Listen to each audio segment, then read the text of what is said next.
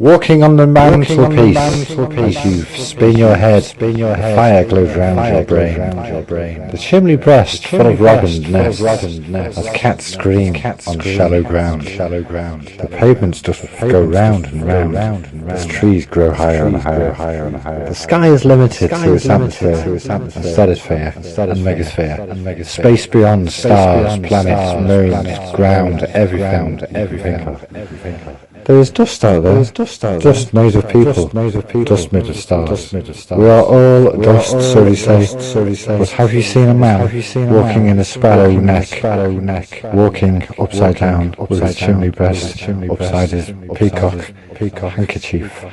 When I was a young man, there were two nipples that chased me down the street. One was Harry, one was Jane. They both turned into woodturns, and I couldn't see the grain for the trees. It was an antelope on the trees, running up and down strangely. I thought it was a squirrel at first, but when I got closer, it had horns and an antelope-like face.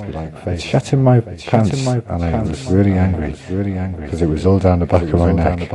Also, I didn't know where to go, but I had only one place to go, home. So I banged my drum and then for the door, as the trombone silently sung a song of Growler's Domain.